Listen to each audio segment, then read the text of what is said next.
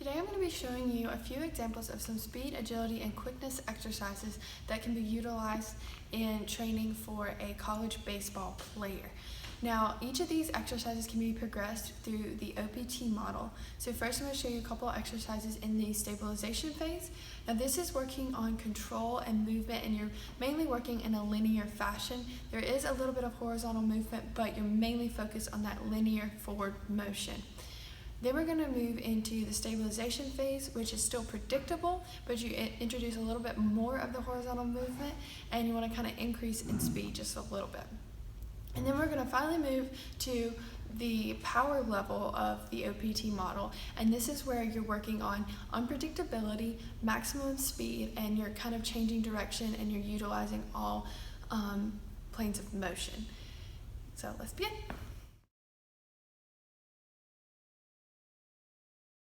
This exercise is a side shuffle. He's going to start with his feet shoulder width apart. He's going to get low in an athletic stance, and he's going to shuffle from one side to the other. With a slow pace, focusing on mechanics and doing the right form, this can be utilized in the stabilization level of the OPT model. Now we're going to be moving on to exercises that can be done with the agility ladder. The first exercise that he can do are called one-ends. So he's going to move one foot into each of the squares in the ladder, and he's going to work on staying low, quick movement, and body control. Okay?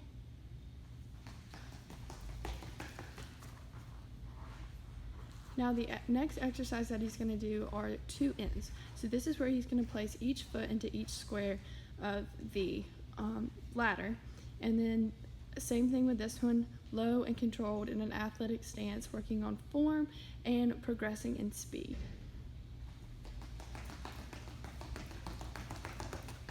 Perfect. Now the next exercise that he's going to do are side shuffles.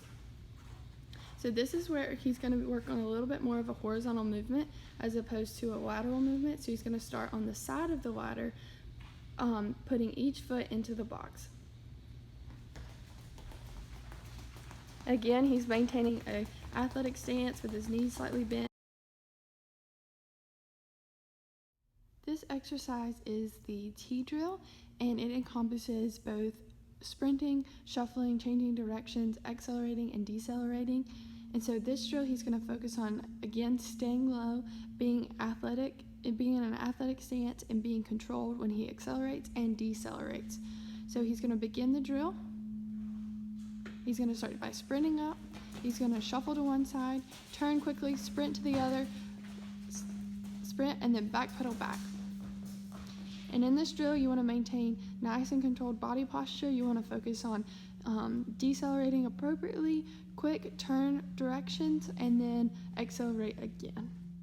This next drill is a cone sprint into a back pedal. Again, this drill is focusing on accelerating, decelerating, and a quick change of direction. So in this drill, he's going to sprint up to this far cone here, staying low, athletic stance, and back pedal back.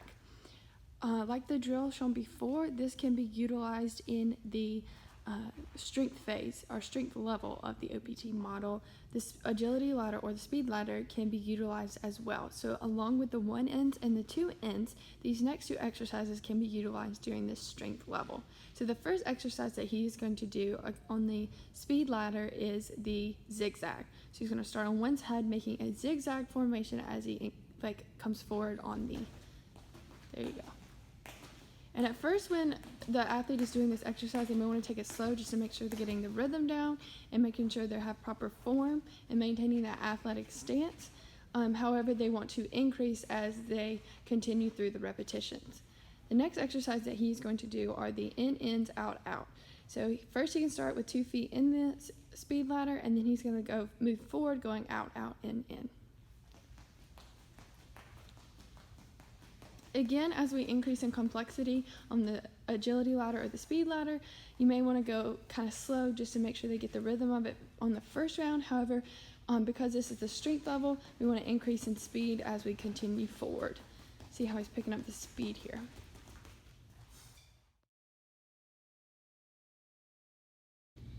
Here in the power level, we're going to increase in unpredictability, and we're going to go full speed, including all planes of motion. This first exercise that he is going to do is quick feet into a sprint. So he's going to begin with quick feet, and then on my auditory cue of go, he's going to go out into a sprint, and go. Now this exercise is really great because you can do it based on the length of the sprint that you need it to be.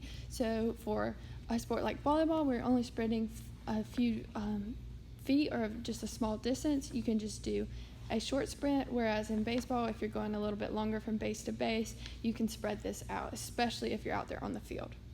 The next exercise that he's going to do is a side shuffle into a sprint. So he's going to be shuffling and then he's going to turn and sprint.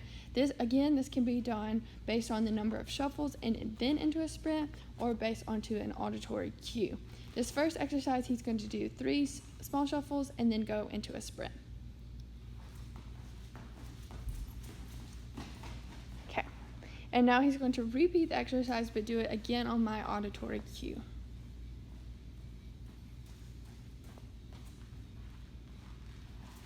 And go. So when you include a component like an auditory or a visual cue, we're increasing the unpredictability to kind of challenge the athlete even further. Now the next exercise that he is going to be doing is on a one knee, and then he's going to do a turn and sprint. So he's bent down on one knee, kind of like in a lunge position, but both feet are in contact with the ground, and he's going to be standing there, and then again on my auditory cue, he is going to turn and sprint. Go.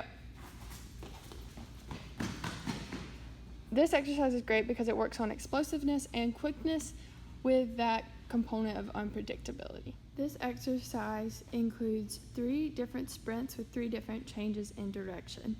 So on my cue, he is going to begin with sprinting to this first cone, turning, sprinting all the way to this cone over here, and then sprinting back to the middle. So he's going to have 2 short sprints, 1 longer sprint, all with 3 changes of direction. Ready, go. And here, you want to remember a quick but low athletic stance when you are doing this motion. And again, he had full speed until this middle cone on the end, but then decelerated through. That's always an important component.